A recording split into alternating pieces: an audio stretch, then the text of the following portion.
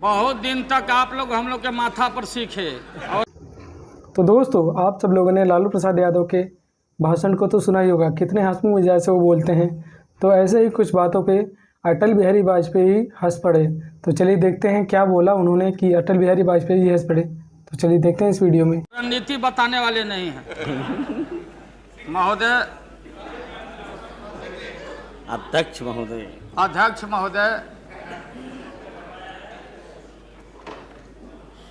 माननीय प्रधानमंत्री जी ने जो विश्वास का मोशन लाया है उसके विरोध में मैं बोलने के लिए खड़ा हुआ हूं। माननीय प्रधानमंत्री जी ने कुछ बोलने के पहले पूरे प्रतिपक्ष से जानना चाहा क्या विकल्प है, कैसी सरकार आप लोग बना रहे हैं, थोड़ा हमको बता दीजिए ताकि बाद में भी हम अपना काम चला लेंगे। प्रधानमंत्री जी को धन्यवाद देते हैं, वो चेतनशील व्यक्ति हैं।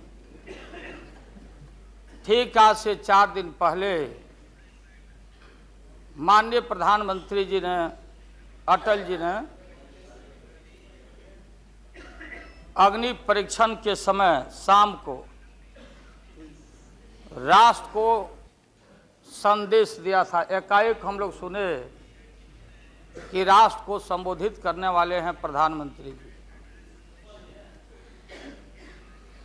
सब कार्यक्रम छोड़ के हम लोग बैठ गए टीवी पे और हम लोग इंतजार में थे कि चेतनशील व्यक्ति हैं, गलत कुसंगति में फंसे हुए थे, अभी उनको चेतना जरूर जगी होगी। जैसे रहीम ने कहा था, जो रहीम उत्तम प्रकृति का करी सकत कुसंग, और चंदन विष व्यापते रहे लिपटे रहत भुजंग। इसका यह मतलब ये हुआ कि जो अच्छे इंसान होते हैं अगर कुसंगति में फंस गए तो उनके ऊपर कोई असर नहीं होता है।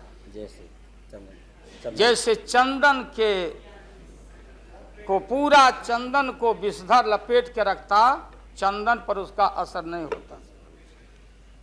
लेकिन दुर्भाग्य है हम लोग के इस देश का, नैतिकता का पाठ पढ़ाने वाले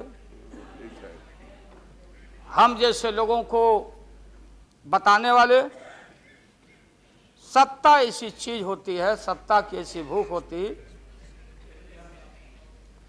न जाने कितने राजे महाराजे, कितने रूलर आए इस देश में और बोलते चले गए हम धरती पर कब्जा कर लेंगे, हम किसी को आने नहीं देंगे।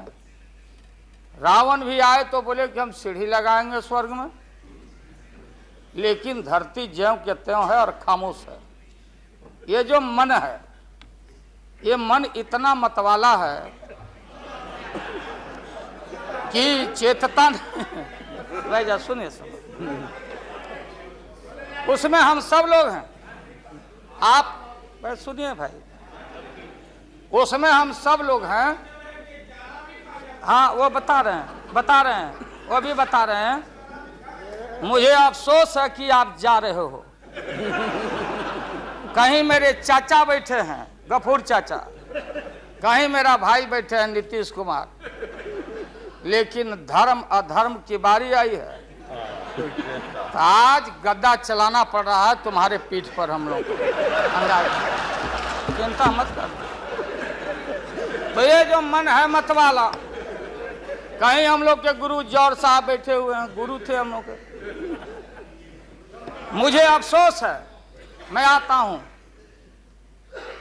कि ये जो मन है माननीय प्रधानमंत्री जी, मतवाला है,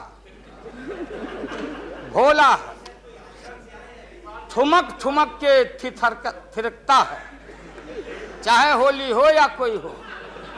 जैसे आप थिरक रहे थे और हम कपड़ा फाड़ के पटना में होली गा रहे थे। ऐसे ही लोगों के लिए ये धरती ज्यों का पृथ्वी खामोश है, वहीं ज्यों का त्यों है। सूफी आए, संत आए, आपके सूफी संत जैसे अडवाणी जी बैठ के उपदेश पढ़ा रहे थे। आपने सोचा नहीं कि आपका सत्यानाश क्या हुआ, किसने किया ये बात। उन दिनों में सूफी आए, संत आए, और भटकते इंसान को, मतवाला इंसान को, जो बहन को बहन नहीं समझता, माँ को, दूसरे की माँ को माँ नहीं समझता, दूसरे के बाप को बाप नहीं करता, प्रणाम नहीं करता, तो सूफी और मौलाओं ने कहा कि दौलत, दुनिया, माल खजाना दुनिया में रह जाएगा, और मुट्ठी बांध के आया बंदा हाथ पसारे।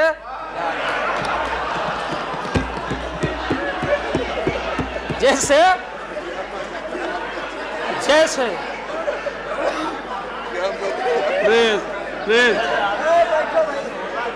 लेकिन ये जो मन है,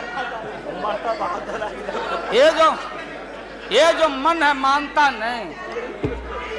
आपने कहा था यहीं, अरे बहन रीता वर्मा, अभी भी आपका स्वाभिमान जगना चाहिए। अरे तुमको डिप्टी स्पीकर भी लोग नहीं बना सके। बैठ जाओ, इसलिए मैं कहना चाहता हूँ। लालू प्रसाद जी, लालू हाथ पसारे जाएंगे ऊपर। बैठे बैठे बैठे। माननीय दिन दशा आपके 13 महीने के शासन में मुझे अफसोस है, 13 महीने के शासन में हम लोग के पुराने गुरु जौहर साहब के कपड़ा में, लता में, अरे भाई रुको ना भैया, सुनो करो ना, कोई परिवर्तन नहीं हुआ। आप देखेंगे कि हम लोग टाइट कपड़ा पहन के आते हैं। जौहर साहब का पोशाक देख लीजिए, और बिहार में जाते हैं तो फिर वहां पोशाक आप देख लीजिए, अरे फटा, यही स्थिति उनकी रह गई। अब उनका क्या दोष हो सकता है? तो आखिर इनका और उनका जो मिलन हुआ, जौहर साहब का और रूमर फ्लोटिंग सेंटर का जो मिलन हुआ, तो ये बड़े सोच समझ के हुआ। तो जौहर साहब के मामले में जो भ्रष्टाचार पर सोच है, जो बताते रहे हैं, हम लोग को जेल भेजवाते रहे हैं। राबड़ी देवी महिला मुख्यमंत्री, जिसका मुकदमा में नाम नहीं हो, अपमान कराते रहे हैं। राबड़ी देवी मिलती है माननीय प्रधानमंत्री जी से मेरे साथ में, प्रधानमंत्री जी ने माना ये बहुत गलत काम हुआ। तो मैं फिर आऊंगा, आपने कहा था कि दुनिया का सबसे बड़ा स्काम है पशुपालन स्काम।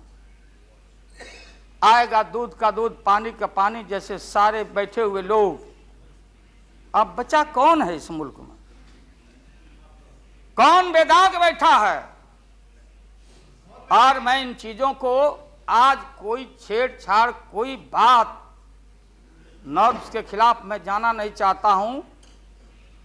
बातें दबाई नहीं जा सकती है, चाहे जितनी बातों को हम जहां भी थापर साहब के टीवी में या जहां भी हम कोई बातों को कह डालें, बात दबती नहीं है, अभिलेख मिटता नहीं है। आप माननीय प्रधानमंत्री जी, आपने चिंता जताई और इतिहास को, आडवाणी जी, गृह मंत्री जी ने गृह को खराब किया है। आपका जो गृह है उन्होंने खराब किया है, और आप मतवाले की तरह, आपका ज्यादा दोष नहीं है। मैं किसी को अपमान करने के लिए नहीं कहता हूं। मैं जन्म लिया था फुलवरिया गांव, गोपालगंज में, फुलवरिया गांव में। तो हम लोग को मालूम नहीं कि हमारे भविष्य में क्या लिखा है।